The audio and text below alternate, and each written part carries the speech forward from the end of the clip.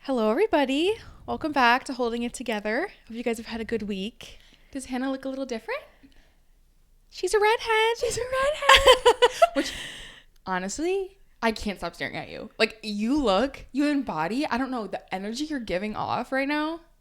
Dead. It's crazy how I feel like my face looks really different. Like, my skin looks, we were just talking about this. I was doing my makeup today and I was like, I look so much like paler than usual. Mm-hmm. Like, just, I don't know. Porcelain. Yeah. Your eyes are greener. Yeah. You're more captivating. I don't know what it is. Like, were you supposed to be born a redhead? I don't know.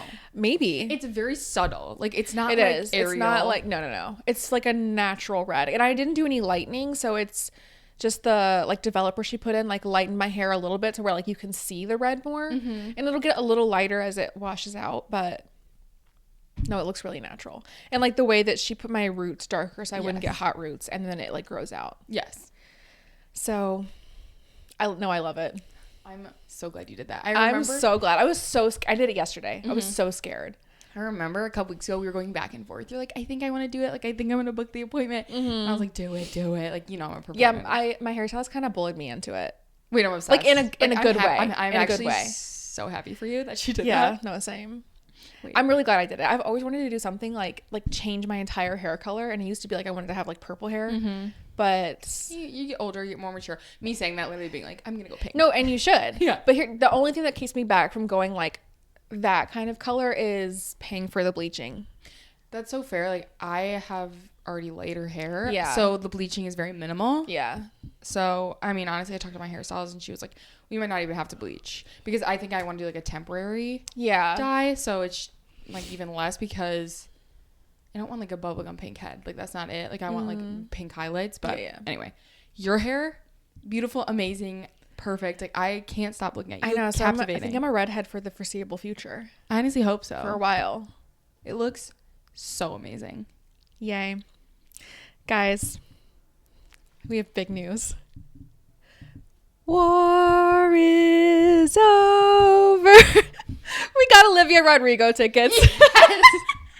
I was like, oh my God, what is our big news? Oh my God. If you guys have been around for a while, you know that when Olivia announced the Guts tour, this had to be like tour. This is like back in the beginning of the podcast. Yes, like, this is early days.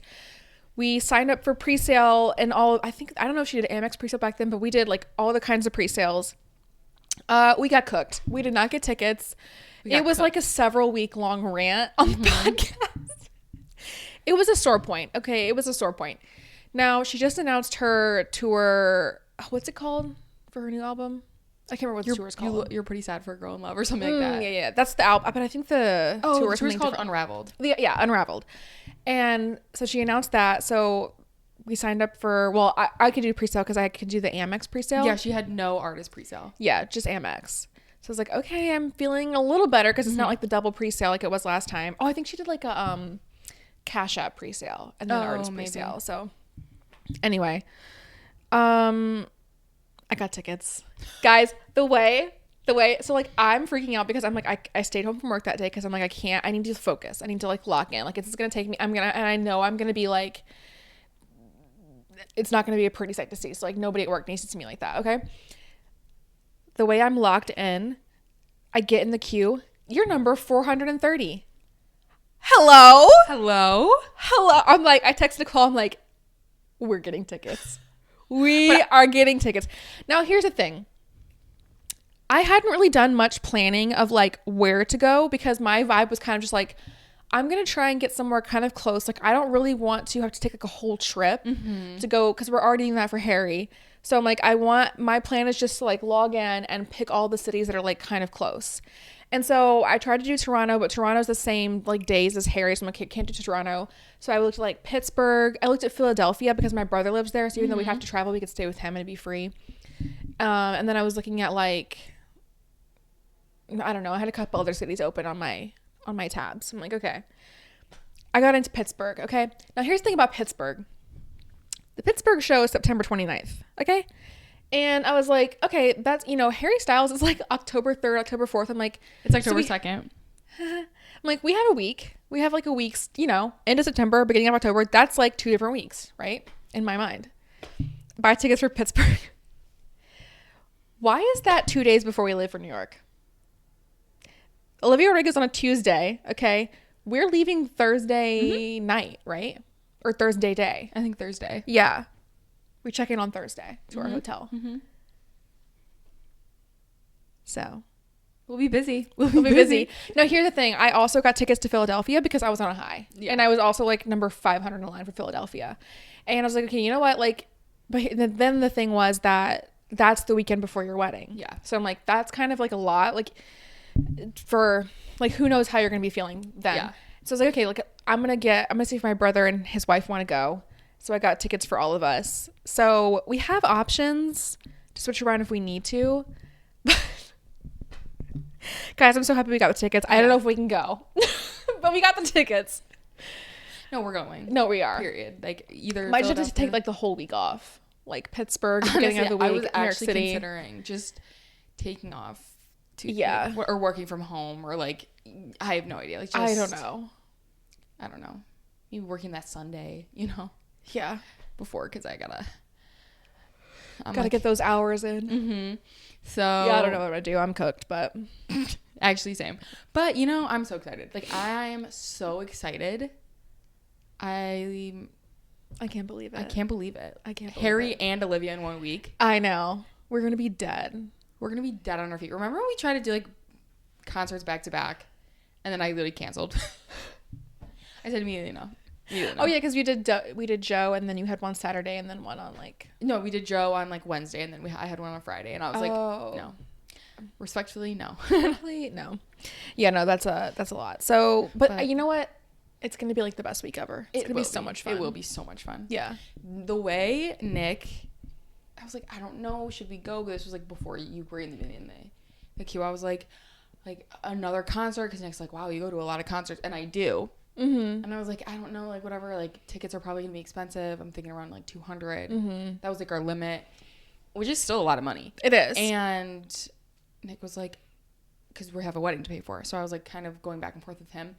Tell me why he got offered Sabres tickets, and he was like, you should need to go to Olivia Rodrigo. I'm going to the Sabres game.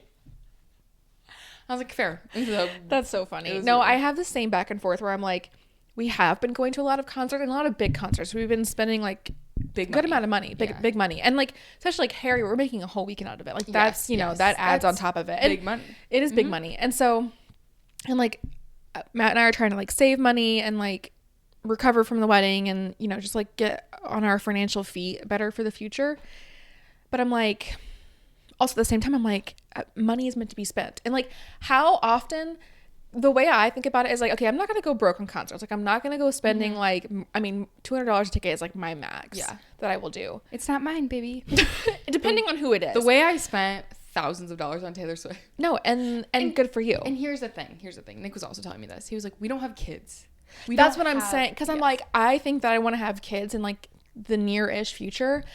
So my days of being able to go to a concert on a random Tuesday are limited. Yeah. You know what I mean? And like, these are artists that I love, and I have so much fun. Like I have so many like deep memories from like going to concerts. Yes. That like, why would I not?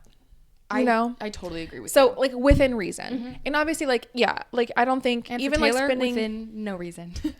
Not a reason. But you have to like, you have your limits. You know what I mean? You're not doing that for every single artist, but you have your like specials and your favorites. Where like Ariana, I'd probably spend more than $200 to go see. But Billy, maybe more than $200 to go see. But to be fair, the ones that we're going to, we've got them all in the artist like sale. It's true. Because from Joe to Olivia to Harry, we got them all in the sale. Like so we're not paying those scalping prices. Those scalping prices. So we're smart in that sense. Like we didn't get Ariana. And so I fear, at least I'm not going to her this year. You can I fear it's not happening for me. Like I look at the pre-sale or I look at the resale and it's like literally almost $1,000 and I'm like no, and because you'd have to travel for it anyway. There's and then and like then I can't bring someone with me and like that's I'm like I could go by myself, but like part of the fun is having someone there. Yeah. You know what I mean? There was a quote. There was a would you rather on a What We Said episode. Mm-hmm. And it was like, would you rather be front row at a concert of your favorite artist, or like free tickets, like whatever, or be in the 300s with all of your friends? Mm-hmm. Which one would you pick? If I was front row, bye. Exactly. Like with peace and love, like, see you later. Exactly. Like there was for my favorite artist, like yeah. Like, please, like, I'm sorry, I will see you guys after the concert. No, like I'll have a great time. Yeah, but like you have fun. Yeah, I'm gonna have a great time. But yeah, unless I'm like in the front row, like not having someone there is like. Honestly, if I'm in the front row, I am trying to make an emotional connection with Taylor, so there is no room for distractions, right? There's no room for friends. No, we're not sharing. Yeah, I'm not sharing this moment with someone. Like, sorry. This is all mine. And me saying that with like hundreds of strangers around me, like all thinking the same thing. Yeah, exactly. Yeah. But anyway, I just thought that was funny. And speaking of Ariana Grande, her new album. Oh, Petals, but she's releasing a single at the end of this month. Yes. Yeah. That is going to be one. I feel like lately I've just been in my Ariana Grande era. Like the girls have been working. Like every girl boss has been working, and I'm in my Ariana Grande like vibe right now. Last year, this year, 2024, like I've been listening to her nonstop. I don't know what she's put in her recent albums. Cracked me, girl. She's always had it. No, I'm telling you, it's always been there. I agree with you. There was some, like, I've listened to a couple of her past albums, like the niche songs, not like Seven Rings, but like in that album, universe. Like love. I don't know now, but like Eternal Sunshine is like a non-skip for me. It's like no skips. It's just so beautiful. Like it is. It really is so different than her other albums, I will say. Like her other albums are more grungy, more like poppy. Yeah. And this one is like, it's like soft pop. Yes. And I'm obsessed. I love it. I'm eating it up. Have you ever watched videos of her working in the studio? Only on her Instagram. So like those are like tiny little snippets. Okay, because I mean, this is like kind of the same thing, but she'll post videos of her like adding layers to tracks, and like you see it all come together, and like she's just riffing, like she's just vibing in there, and it's like masterpiece. It's like, hello, like that is something I could never understand. Lately Nick and I have been joking that like I was a performer in another lifetime, because I love singing, I love dancing. Unfortunately, I'm like so bad at it. Like I even love acting, but unfortunately, like it's not meant for me, girl. Yeah. So we talk about like it's so intricate on how like the levels of performance they are. Nick and I are watching One Piece right now, the live action. Yeah. These acting skills, like, actually diabolically amazing. No, it's crazy. And like how people like just understand and can like hear, like make up songs and things like that. Like I feel like I could write songs, but like getting the melody, like I'm so interested like how their brain works, like to bring up a new tune. If I try to like sing, like if I see like lyrics in a book and I try to like think of the song, it's like Yankee Doodle or something. You know what I mean? Like my brain's borrowing a tune from something else. Exactly. What? So random, but the song that like brings. Have you ever heard "Need" by Taylor Swift? It's like a vault track. It's actually like a hidden. It's like a unreleased song. That is what I literally sing my tune to every time I like make up a song, because I do have like a little songbook, which honestly I love that. It's never going anywhere, but it's like the thing is like it's a want, it's not a want, it's a need, and it's like you're gonna have to like cut that or something. But actually we'll see. I'm gonna leave in the whispering. Just kidding. No, you can't. I don't care. But anyway, it's just I always think of and every time I come up with a song, I'm like, this sounds familiar. Literally Taylor Swift. I'm like, cool. Yeah. No, cool. I know. It's funny. I was actually watching Taylor Swift's interview with New York Times last night while I was like setting all this up, and she was talking about All Too Well. Yes. Like, and she was like, I just sat there and ranted for 10 minutes. I'm like, huh? Huh? That was just off the dome? That was off the dome? Not her, like, what do they call it when people rap with no, like, freestyling? Freestyle. That was just freestyle? Freestyle? I don't know. I feel like there's another word that I'm missing, but. Yeah, no, she's riffing. It's insane. It's crazy. At 22 years old, like that's criminal. That's criminal. Yeah.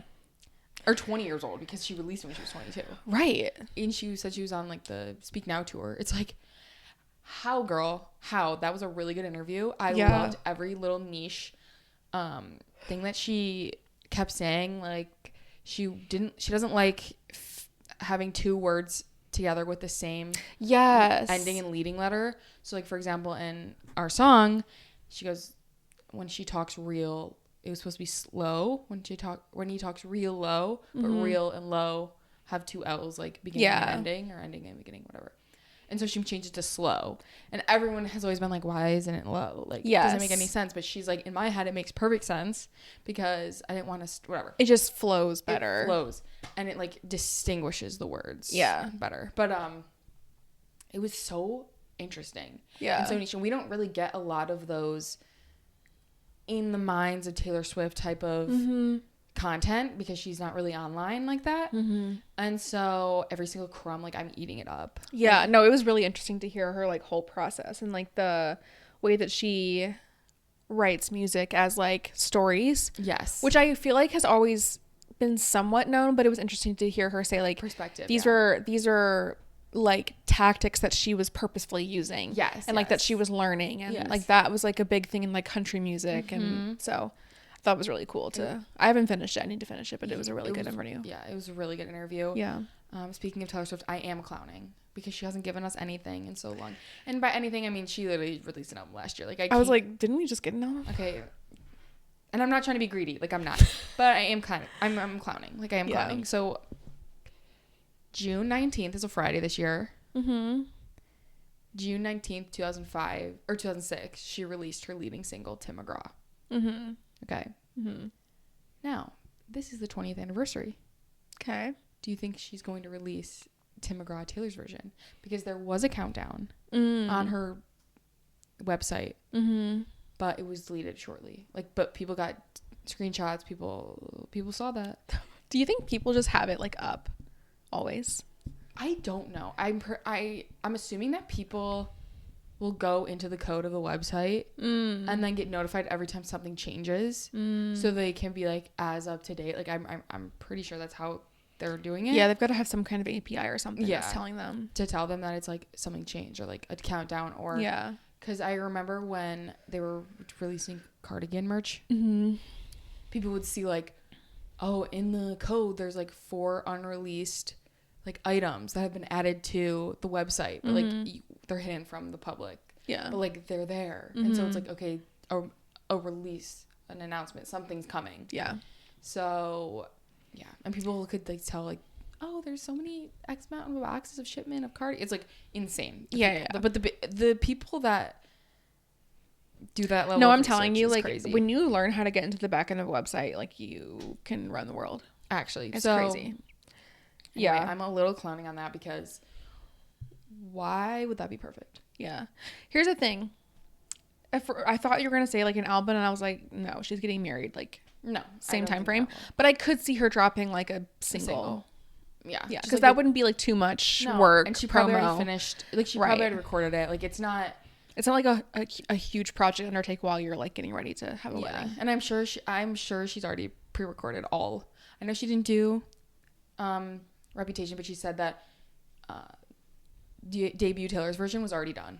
This was back last year in May when she when she got all of her discography. Oh yeah. So we do know she has it in her arsenal. Like it could be coming. That being said, she hasn't done anything in the year that she said it was done. So but 20 like years, like I would wait. You know what I mean? If I knew I had something coming out. That is crazy. 20 years since debut. Is it? Well, it's Tim McGraw, but like, but debut I believe came in like June of that year, or not June. I don't know. Let's look it up. I have a phone. No, it came out October 2020 or October 24th, 2006. Okay, but so yeah, this will be 20 years in October. That's crazy. I feel old. When I think I'm old, I just think, okay, well, I'm literally in my Bleachella era. Like, she was 26, I'm 26, I'm in my Bleachella era, and that's so young to me. So, I'm not old at all. I'm in my Bleachella era. I'm about to hit Reputation. I just can't believe that was 20 years ago. Like, that sounds like so much. It does. Like, I remember in, like, 2007 listening to that album. Yeah. There was, like, I don't think it was an MTV, but there was, like, a country music channel that my mom would put on every single weekend in the summer, and they would just play music videos. And I remember watching it. I would watch Our Song. I don't know if Tim McGraw's a music video, but I remember watching, like, Our Song. I remember watching Teardrops on My Guitar. Hello. That so song hits so hard. I'm in my country era. Yeah. Are you listening to Casey Musgrave's album? Yes, I was gonna say, guys, I don't know how I missed it because I saw she was going on tour. I kind of looked at the tour. I didn't really like pull the trigger on anything. Didn't click that like maybe she's going on tour because she's releasing an album.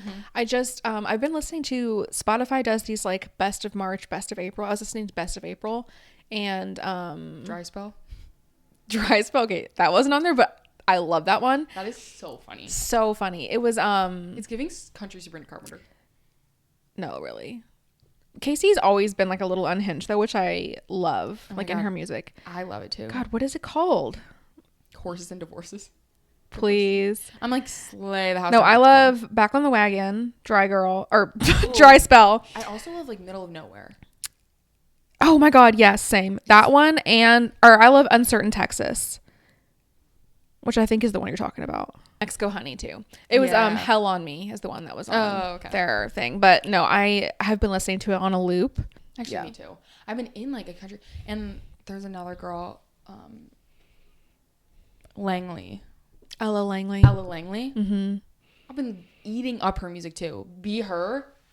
Oh my God. I'm like too stunned to speak. It's so good. Yeah. It's so good. Wait, I just realized Middle of Nowhere is like the title track. That's my bad. Like, what am I? I'm like, I think you mean Uncertain Texas. Okay, well, I was confused because I was like, no, I mean Middle of Nowhere. Like, I'm like, please. Because with the way I was like looking at the track list, like that one was just cut off. And I was like, I don't see Middle of Nowhere. That is funny. No, it's that one, but. Dead. Yeah, no. So good. I haven't gotten super into Ella Langley yet, but. You got it. It's so good. Yeah. So good. Speaking of artists who just released albums, I ride for Meghan Trainor so hard in the fact that like I really like her as a person. I don't really enjoy her music that much because it feels very repetitive. I think the sound, which I've listened to her album like briefly, I think the sound of this album is so amazing. I haven't listened to the lyrics yet. Like I haven't really dove in, but it feels like it's not super repetitive. Yeah. Like from what I've heard, I've been obsessed with this album. I'm actually so shocked. And honestly, I wish that Meghan Trainor, maybe it wouldn't have changed the thing, but you know, she canceled her tour. Yes. I wish that she released the album, or artists in general would release an album and then like announce a tour so we could like see what we're working with. Because I definitely wasn't going to purchase tickets. Yeah. Because no one ever comes to Buffalo. Like, please come to Buffalo, actually. They used to. I know. Like, Ariana came to Buffalo on her last tour. Not yeah. Taylor didn't, but still, like, Drake would come. Kanye came a couple times. Yeah. Like, can you Nobody comes anymore. Yeah. No. Hello. Just somber. They'll go to Toronto. Please. I know. Come to Buffalo. Come to Buffalo. Please, I'm begging you. But... So I would have to make the trip to Toronto, if I wanted to, and I'm just like, like I don't really know. But with this album, I think I would have, and I'm kind of disappointed that I was like, I don't care. I've been seeing a lot of discourse that people think it's because of the promo, which I be honest, I haven't really seen a lot of it. But like the clips I've seen, I'm like, what is going on? Yeah, people like hate it, but like I don't really care. Like I don't really mind it. But I think it definitely does. Like I saw a picture, someone was like covering her face, and they were like talking about like this artist, whatever, and they're like, now who do you think this is behind me? And it's like Sabrina, because it's got the bodysuit, the blonde hair with the bangs. She uncovers it. It's Meghan Trainor. I'm like, oh, so like it just feels like a little inauthentic, I think. Yes. What I will say is, can you cut that out? I say what I will say all the time. I feel like there is this movement towards like raunchier and like the bodysuit and like the whatever. And I'm not saying that Meghan Trainor isn't authentic in that. I just think that because we know she's taken her GLP-1, she's on this like fitness health like journey, she's finally at a place where she feels confident enough to wear those things. So I'm not saying that it's not her. I'm just saying that I think it's shocking a lot of people because this hasn't been her aesthetic for a really long time. It was more of like the like campy kind of like housewife, like I don't know how to explain it, like like 60s, I don't know, kind of vibe. And so I think people are giving her a lot of like hate. She's getting a lot of hate for some reason, and I don't love it. Like I actually hate it. Yeah, I'm like, Megan, I haven't really seen it. I feel like I think you're right, like in the sense of like it's not necessarily like wearing a bodysuit is inauthentic to her, because like when I see like Taylor Swift wears bodysuits a lot on her tour, but like the way she does it is different than the way Sabrina does it. Yes, you know what I mean? And I think that like it didn't land well because the way that Megan, from like the small things I've seen, it didn't feel like it was Megan's like style of bodysuit. You know what I mean? Like it felt very much like her label or whoever is, because I know like a lot of this is not up to the individual artist. Like whoever is running this promo was like, we need to make her into Sabrina, like look like Sabrina, and it just fell flat because she's not Sabrina. She's Meghan Trainor. I think that's where a lot of the criticism is coming from, is her aesthetic just doesn't feel like her. Right. And I think whether Megan's deciding this, whether her label's deciding what area to go in, I think it's really important to cultivate an image that is a reflection of you. And if this is her, then keep going, girl. Like, stay strong through the haters. Like, fly. But if it's not her, like, some people can tell. Like, I don't know. Yeah. But anyway, love the album. Such a good album. I'll have to listen. You will. Yeah. Do you want to get into the topic for this week? Or actually, I think I have one more thing that would lead into it. Okay. We're talking about female friendship this week. This one's not really about female friendship so much as it is about like female relationships and like the power of female relationships. Nicole and I both finished The Nightingale. Help. I literally, like, when I was finishing it, I think this always happens to me where like I'm in bed and I get to a point where I'm like, I can't put this down. Like I can't go to sleep without knowing when it happens. And then I'm up till like 12:30 in the morning, like finishing a book. Not me like 1,000 yards staring at my ceiling like, what just happened to me? Like it's so funny. It was incredible. What did I just read? Actually. Like what is going on? It was so good. Like I did not think Kristen Hanna had game like that. I told you she had game like that. I know. Well, I didn't start to believe it until you said that. Okay. And I was like, okay. So if Nicole likes it, then like I would probably like it too. Because before it was just like, I don't know, like the people that I saw recommending it, I was like, I don't generally like the recommendations, so I'm thinking that this is not my vibe. Yeah. And historical fiction is not really my thing anyway. So I was like, yeah, it's not going to be for me. Like I'm just not going to participate, whatever. But obviously you hear about it literally all the time. And it's being made into a movie, and the Dakota Fanning, cut that.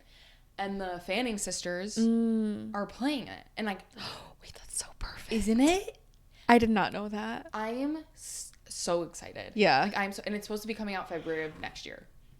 Slay. So we'll be on it. We'll have our movie game. Yeah, no, it was such an incredible book. And it was such an incredible, like, I feel like it is true. Like the book was kind of in a subtle way making the point of like, even like during the war, like the Nightingale refers to like one of the women is like running a secret, like almost like underground railroad of like smuggling soldiers out of France, downed airmen out of France and away from the Nazis.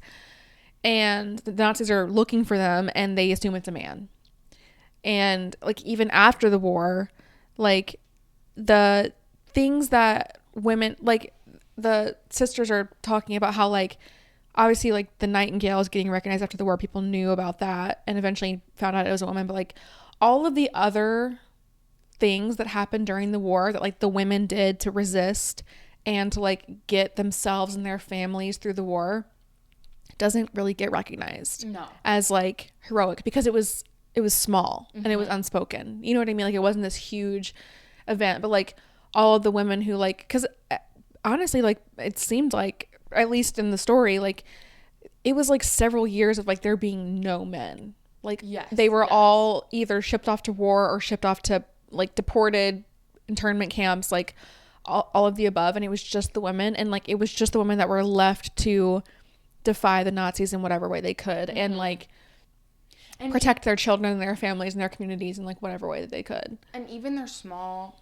quote unquote defiances had big consequences. And major consequences that could have like gotten them killed, gotten their families killed. Yeah. So I don't know, like in the book I thought it was weird, or I took note of this, that one of the sisters, she kept saying, I only saved 19 people. I only saved 19 children. And it was like, she like almost minimized her contribution. Yeah, exactly. And but I'm like, flip it around. You saved 19 people. Like, and of her sister who saved many, many more. And like, it was quote unquote more treacherous and like more, and I don't know, like, I just felt like I loved the dichotomy between both of their, journeys. Yeah. It was very different, and I like books that have like hard conversations of even, because you kind of see some of these characters and you're like, they're not doing enough, they're not whatever, but like, could you imagine being in a time of war? Yeah. Every time I read a Krishna Hanna book, the will to live skyrockets. I'm like, I don't have it that bad. Like, and I don't have it bad. Yeah, no, really. And I'm scared to be in a war. That's true. Because it's like, it's so easy to like get on your high horse and be like, well, you should have done this. And like, I wouldn't have complied and whatever. But like, you don't know what it's like to be in that situation. And to like, in one of the sister's situations, like, she was so scared to do anything for so long because she had children. And it was just her, like, her husband was gone. She was the only one who was there to protect her children. And so it's like, you don't know what you would have done in that situation. Yeah. And like, that is like her main priority, is like her children. Yeah. So it was so good. And I will say, as much as I love the Nightingale, the women, Hannah, I don't know. I'll have to add that one to my list next. I don't know if it was like because it was my first Krishna Hanna book that I read. I don't know what it is, but like, I think about that book on a daily. Like, I heard it's really good. I can't, and you mentioned about like how like the women had like such a big part in this, and all I'm thinking was like, you need to read The Women. I think you would absolutely devour it. Okay. It was amazing. It was amazing. Okay. And The Women, it's about Vietnam War. Yeah. And it's about how like the women weren't seen as giving any contribution to that war. And it was her like trials, like going off to war and then being in it and then coming home afterward, and like the aftermath of that. And yeah. What, she dealt with, which was, well, and especially just the Vietnam War anyway. Like, yes, period. Anyone coming home from that was having a hard time. So, yes. So I think, like, I honestly want to reread The Woman. That's how good it was. Like, it's just. Okay, yeah, I'll add it to my list. I've been reading a lot of, not really on purpose, but like a lot of like dramatic kind of dark books. So I need to like get like a vibe booster. Yeah. I'll talk about this more next week because I don't really have time to get into it, but I just finished Yesteryear. Oh, you finished it? Yeah. Oh my God. Dude, I literally, like, I was Friday night, Saturday. When did I text you about that? Saturday? I don't know.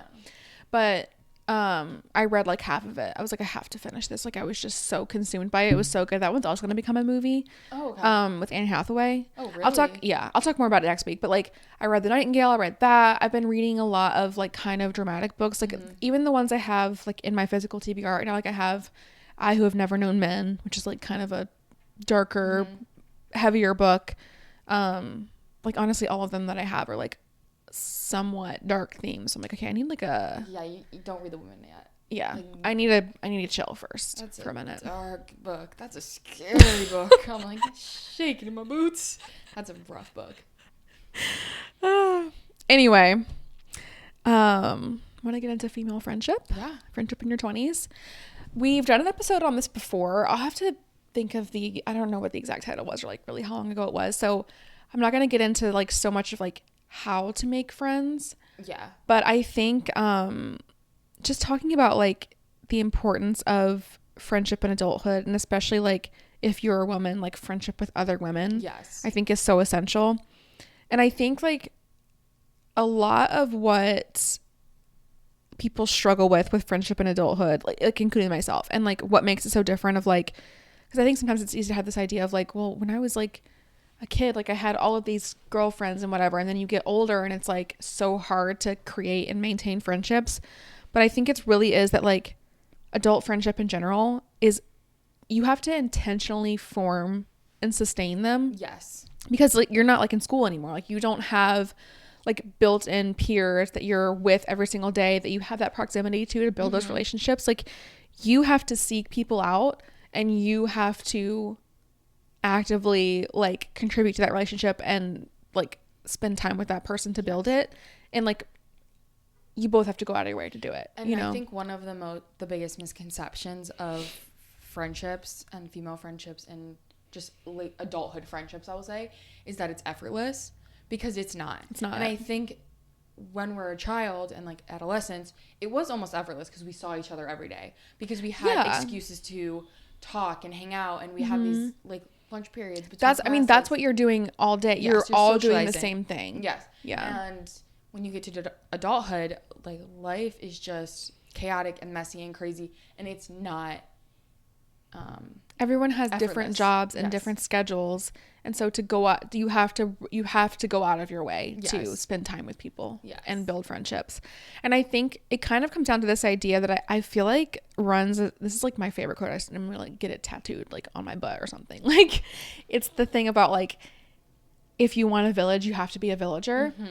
And I think this like idea is like the undercurrent of a lot of like interpersonal relationships. But I saw someone make this post where they said reciprocity is the currency of female friendship.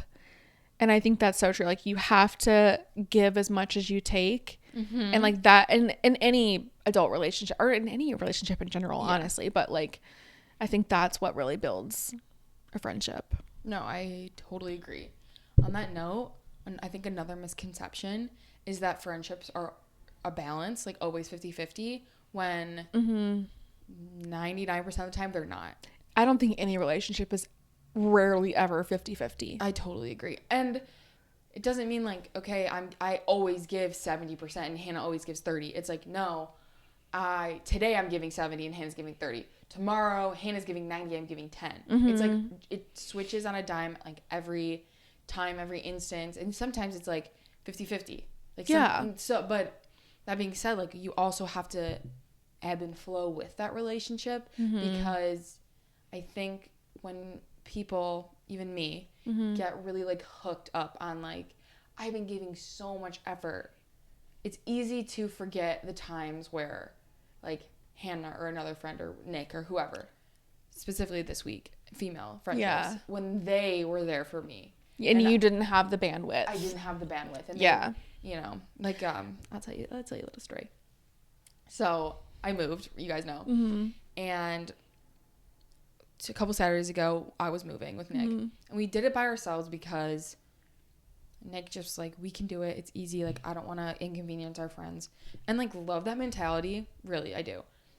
But like, also, if our friends are willing to help, like, maybe let's take the help. Now, we didn't, and it's fine. But Hannah, she showed up in a way that I was just like, low-key in tears. Like, low-key was like, this is my best friend. She came over and she like just dropped off like storage bins and coffee to like give us that pick-me-up to keep going. And the way I was like, Nick, are your friends like my friends? Because my friend came over and gave me coffee. Like, my friends are cooler. Not just any coffee. It was 7 Brew. It was 7 Brew coffee. Yeah. I was like, my friends, they're cool. Yeah. Like, you're jealous of my friends right now. And it's like those little instances. I'm not saying that like you need to be giving your friends gifts and like whatever all the time, because I think that's impractical. But I'm saying like that's not the only way to give. Yes. Yeah. The thought that like I felt like so seen, because Hannah took the time out of her day, 1, to get me coffee, and 2, to like acknowledge that I was working hard and that, you know, and like I want to contribute, but I know that like boundaries, but still like supporting. Like, it was honestly insane, the thoughtfulness of that gift. And thanks. Like, I don't think you get enough credit. Like, I'm just like, yeah, I was like, oh, we are best friends. Like, I literally got out of my I was like, we are best. No, I think it is like, I think there's like a balance of like, because you can't use it like that kind of thing as like an excuse to be like, well, maybe they're going through a hard time. Because at a certain point, you do have to take stock of your own feelings and the way something's affecting you. But I do think it is like you have to step outside of yourself sometimes and be like, people go through busy seasons in life. Like I'm sure that like you were giving way more effort in our friendship when I was like gearing up towards the wedding because I had like no bandwidth for like literally anything. And I know that like when you're going for your wedding, like I'll be putting in more, and like you just have to be okay with that. Like, but you have to find the balance too as well. Like you can't do it to your own detriment. But you have to like consciously step outside of yourself to build those relationships. So where is that like stopping point? Is it different for everyone? Is it different for all the relationship? But where's that point where you're looking at this friendship and you're like, it's not what I imagined. This is doing more harm than good. If it's consistently making you feel bad. Like I don't feel bad like in our friendship when maybe there's a period where I am like going out of my way more because I'm like, not that like it'll be returned, but I know that like it's an ebb and flow, and it doesn't make me feel bad. Like I don't have any negative feelings about it. You know what I mean? I know exactly. But like I'll say like I had a friendship in college where like my first year of college, this group of friends and we would all hang out. And so like our first year of college, it was great. Or the first semester, it was great. We all lived in the same building.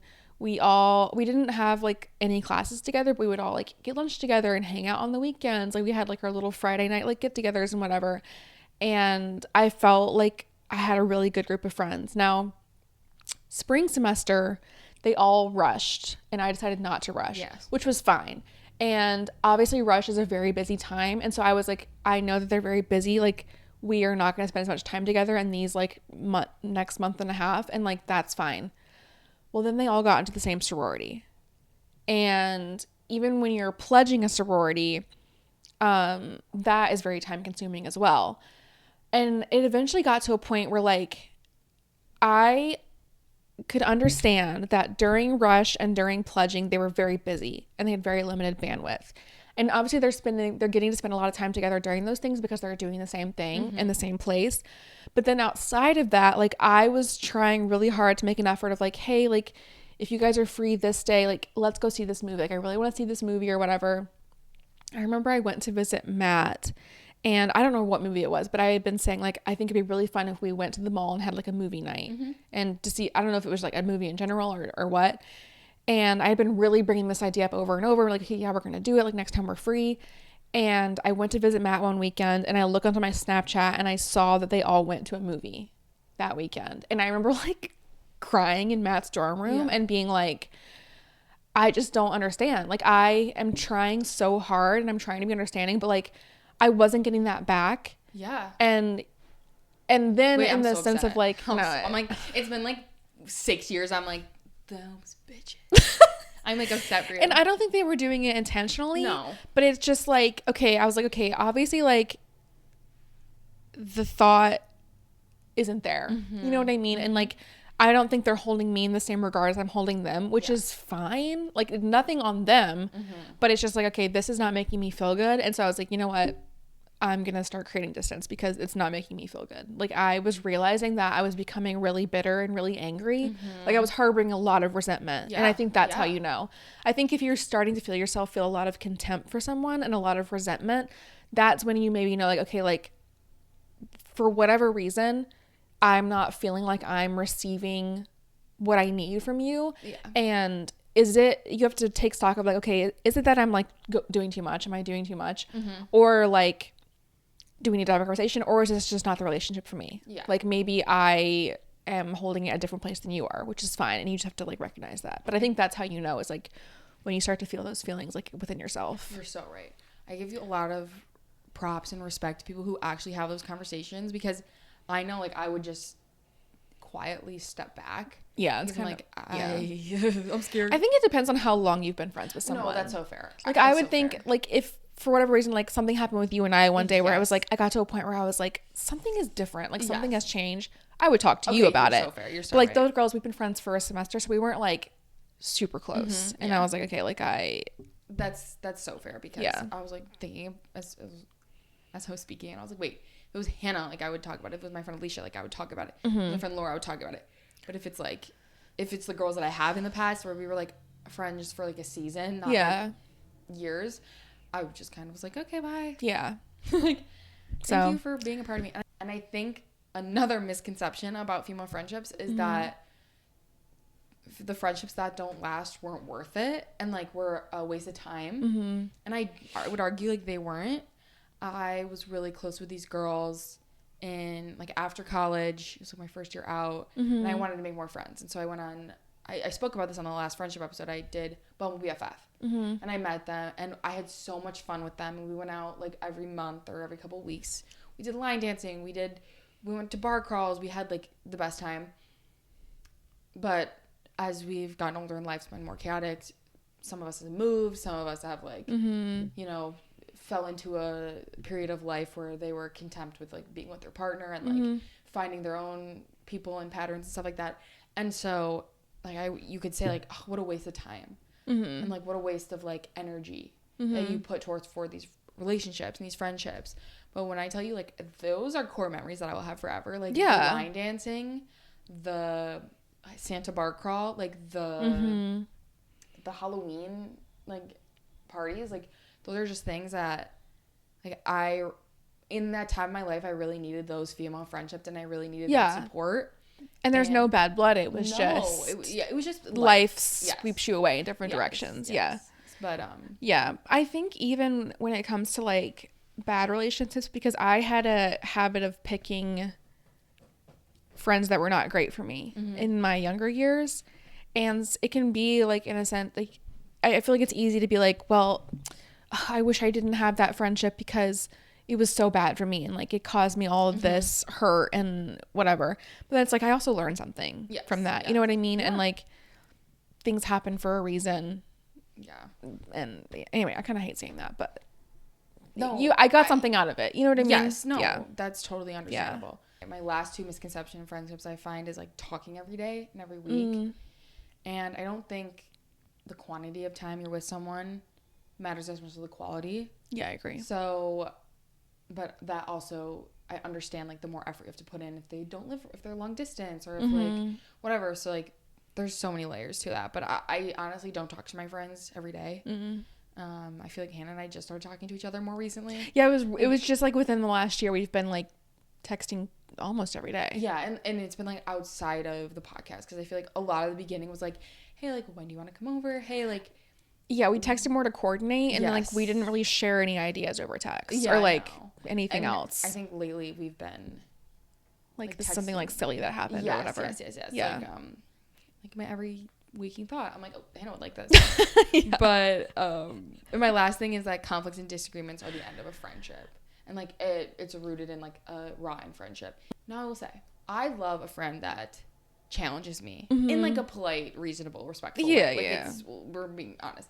I love a friend that like questions my life choices, my decisions in like an appropriate way. I think Hannah's a really good shield of that, where she like asks me like the hard-hitting questions, never judgment, never like, why are you doing it this way? She's like, have you ever thought of why you've done it this way? Or like, what is your motive for that? Or like, does that feel like you're... There's a difference between like attacking someone and like understanding. Like, I think Hannah's approach is always to understand, and that's how I hope my approach is. Never to like judge or, you know, find like holes and stuff like that. So I think that conflicts and disagreements in friendships are fun. And like, but then again, like I've never had like a screaming breakdown fight with anyone. Like, just be so for real. I've always like...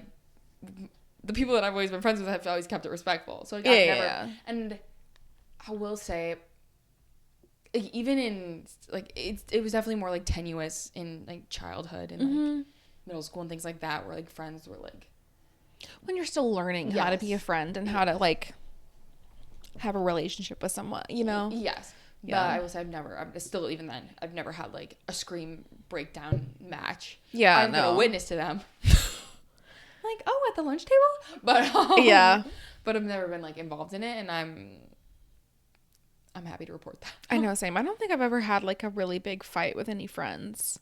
I've always been somewhat like conflict averse. So like even if I had angry feelings, it's not like I would share them, which is also not always healthy. Sometimes it is and sometimes it isn't. You know what I mean? But yeah, I would think like with any relationship, if you're constantly fighting and butting heads, and it's like another thing where it's like, okay, that's not healthy, but like an occasional disagreement or like someone challenging you on a thought or something in a kind way is normal. Yeah. Speaking of challenges, I thought that the jealousy, like friendship jealousy, would end in middle school and high school. Like I really did think that it would just be, I just have my friends and like we all have busy lives and we all wouldn't care what each other's doing and like whatever. Yeah. Unfortunately, I found out that is not the case. It is in fact still alive. And like, what do you mean by that? Like, what is friendship jealousy? I think it's different than it was in middle school. Okay. I think in middle school it was like, they got paired together on a group project, or like they're hanging out more, or they're on the dance team and I don't dance, or things like that, where maybe like someone's getting closer and like excluding me out of it. Do you know what I mean? Yeah. Now, I think in adulthood it's like similar, but like a little different because my frontal lobe's developed and I can critically think about things, so it definitely happens less. Like I'm not saying every day I'm like, I'm so jealous that like she gets to hang out with Matt every day, or like, you know what I mean, or like I'm so jealous that like Hannah has other friends. Like it's not to that extent. Don't get me wrong, sometimes the thought of Hannah hanging out with her friends, like I'm like, oh, okay. Yeah, no, really. I'm like, like we talked about this on an episode a couple weeks ago where like you mentioned in passing, like, I went to dinner with my friend this week, and I'm like, we didn't go to dinner, so who are you going to dinner with? No, excuse me. I know one of Hannah's friends is moving back to Buffalo, and she's like my friend too. Like we're all like friendly. I'm shaking in my boots. Like I'm shaking in my boots because we spoke about Shannon before. Shannon is so cool. Yeah, she is. We're gonna have to have her on. Like no, we will. She's so cool. And I'm terrified. Like I'm like, oh, Hannah's cooler than me. Hannah's cooler than me. But Shannon's cool, even cooler than us. And I think I can say that confidently. Like I I'm agree. Like we're all like, how many weeks now we've been doing like anything Shannon says, yes. I will do it. Exactly. So like she's moving back and I'm like shaking in my boots a little bit. I'm like, oh, we're still gonna watch Dancing with the Stars together, right? Like all together. Like you know what I mean? Those things like that. But yeah, it's definitely a little different now than it was. I would think I was thinking about this because we've been talking about it a little bit recently, and I think it's super normal. It really just comes down to how you act on it. And I think that was where like the maturity comes in, like in terms of like in middle school you might have felt that and acted on it in a negative way, where like now you have the limiting of your frontal lobe to be like, okay, I'm feeling that feeling, but like also nothing is wrong. Like it's just an emotion. It's a fleeting feeling, and it's not like they're doing anything to actually show me that they're valuing me less. And again, with the critical thinking, you can say like, okay, of course Shannon can hang out with another friend. Like you hang out with other friends. Like it's gonna, like that doesn't make, I think a lot of times I have to reflect it back on myself. Like you hang out with someone else, does that change your relationship with Hannah at all? No. So in turn, Hannah hanging out with someone else does not change her relationship with me at all. Yeah. And I think that's like the scary part of jealousy is the fear of like losing, or the fear of like losing feels like wrong, but it's like the fear of like being alone or being less. I think you put that really well. Yeah. So. I was gonna say, like, I think in terms of jealousy of your friends having other friends, but also like maybe just having feelings of jealousy like towards your friend in general, like in term maybe like of their job or like something that they have or whatever. I think you have to take a second and think, okay, is this like a fleeting feeling, or is there something deeper going on? Like if you're feeling this way constantly, I think especially if it comes to, well, honestly, any kind of jealousy, like whether it is about them hanging out with someone else or like something that they have or whatever that they're doing. Like when I think of like, okay, when I have that thought of jealousy of like you hanging out with someone else, it's very fleeting. I'm able to be like, it's that I can dismiss it. Like, I can reasonably dismiss it. But it's something that you can't dismiss, or that it's happening like all the time and bringing you like a lot of conflict. You have to think about, like, there's something going on of like, are you not feeling appreciated in your friendship? Are you not feeling like something is being reciprocated that like you're giving?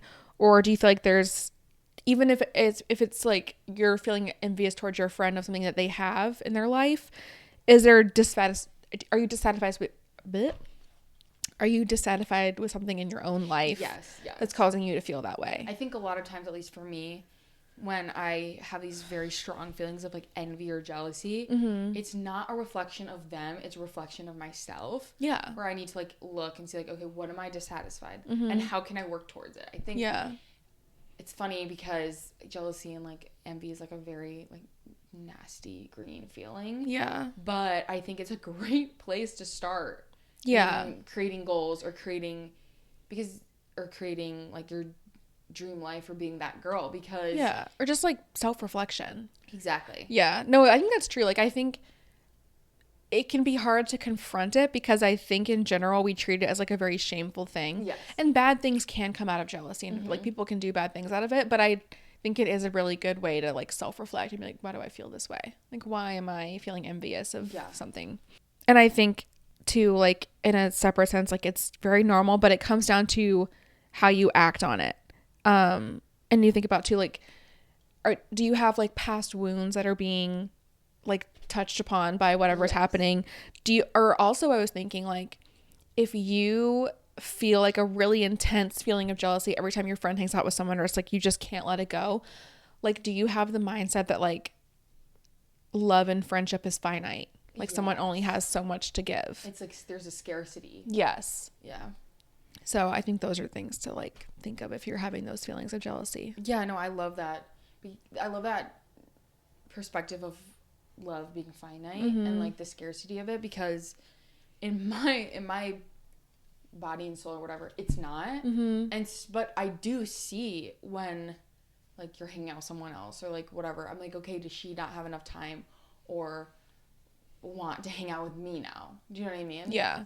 Just in general, like, friendship in your adulthood is hard, but when I was reading through this and like especially thinking about like female friendships, it was actually really interesting. Like, they've been doing a lot of studies on female friendships, and especially like I think it's just because a lot more medical research on women has been coming out, because we heard historically like no medicine is based on us. And anyway, they were studying stress in women, and because it presents and affects our bodies in very different ways than it does for men. And they actually found, like, in these tests that female friendship is linked to improved health outcomes. Like, there was something, this is correlation, it's not causation at all, but like they did a study on like breast cancer patients who were diagnosed, and like those with a lot of friendships, not necessarily people who lived close by, but like strong female connections, had a better chance of recovery than those who did not. It has effects on your longevity. Like, if you think about the fact that like maybe statistically men die before women, it's like your husband dies, and if you still have those strong female connections, then a lot of like what keeps you alive as you get older is connection to people. Yes. So it's got effects on longevity, and obviously like if it's improving your health, it's improving your longevity. And then emotional well-being, like women with more women friends, specifically women friends, have a better emotional well-being outcome. Yes. I think female friendships, being a female, it's very validating. And not that Nick or your partner can like wouldn't validate you in like having your period or like childbirth or like the fears of whatever, but they will. There's this, they can sympathize, but they can't empathize. And I think you need that. Like, I wrote that down there. Like, there is a difference between men and women, and there's a difference between your men and relationships you have with men and women, and you have different needs from those relationships. Where I feel like having a female friends, like especially like as you're don't live with your parents anymore, like, and you obviously you can like rely on your parents, or maybe you can, to like guide you through some things. Like I'm thinking about like marriage and childbirth and whatever, but also like it's nice to have someone who's going through it in the same time or who has just recently gone through it that you can lean on and grow with as you get older. Yes. Yeah. I totally agree. So I think it also is a sense of modeling that like Hannah will model. I'll see something that Hannah does. I'm like, I really respect that. I really like that. And it's something that I can take into my daily life. And like even the way Hannah talks about herself, I'm like, oh, like slay. Oh, like slay. Like women can do that. You know what I mean? Because in my Nick and I go and have this conversation a lot of times about like my brain versus like a female brain versus a male brain. Because sometimes he's like, oh yeah, I can just live in nothing, and I'm like, I can shut off my brain essentially. Yeah. And like can't relate to that in the slightest. No. So there are always 40 tabs open. Actually. And I think it's just like from what I've seen online, like I think that's just like the female experience. I think so too, and to have a female friendship, to understand the female experience is so liberating. I don't have to explain myself. I don't have to like come up with these scenarios that like relate to Nick or men or whatever. Yeah. It's very freeing. It's very like a lot of relief, I feel, like speaking to him and feeling seen, like when you're struggling with something, like having someone that you can talk to and you just feel seen, even if they haven't gone through it, like they can see where you're coming from. Is just so like the stress relief is insane. Like I was even thinking about like talking about like when you brought up like body image or like that kind of thing, like if you think about like I'm sure if you've like talked to Nick about this or like I talked to Matt about it, they're like, well, you're beautiful, like I think you're beautiful, and it's like I know they're not lying, like I know that they mean that, but it's also like they don't have the experience of like what it feels like to be a woman and the pressure of looking a certain way and the pressure of like feeling like your time is limited to be beautiful and desirable, even if you don't want to be. Like to everyone, you know what I mean? Like it's I know what you mean. I know exactly what you mean. I know all the women that are listening to this are like, yep. And like I'm not even speaking complete sentences and we're like, yes, got it. Exactly. We're clocking it. Yep. But no, so I think it is like having someone that can validate those experiences for you is key, crucial. Yeah. And I didn't know I was missing it until Hannah and I reconnected. I think that's why I went on Bumble BFF, was because I was missing this female friendship, and right around that time, like Hannah and I started talking again. So I knew I was missing it, and because Nick is he's like a best friend. Yeah, like, he's so cool. He's so much fun. Like I'm spending the rest of my life with him. Like he's amazing. He's perfect. But I don't know. I was just missing that like female connection. Yes. And now I have it. Yeah. And I talk about it every single week. Slay for me. No, it's great. I had kind of become aware of that in high school, where once I moved here, I felt like I wasn't making as deep of friendship connections as I had in my younger years, where like I felt like to a degree it was toxic, where like my younger friendships in like elementary and middle school, like we shared everything with each other, and like just being able to like expose these parts of yourself to someone who like also understands what you're going through. I was really craving that, and I didn't feel like I fully connected to someone else in that way until we like reconnected. And I think it does come from it. Part of it is like settling down and maturing, I think, but also it comes from vulnerability. It does. Because I really had to put the work into like, okay, like I want to hang out with Nicole, so I have to put myself out there. Yes. And also it's like when you're starting new friendships, it's like, what do we say? What's too much? What's not enough?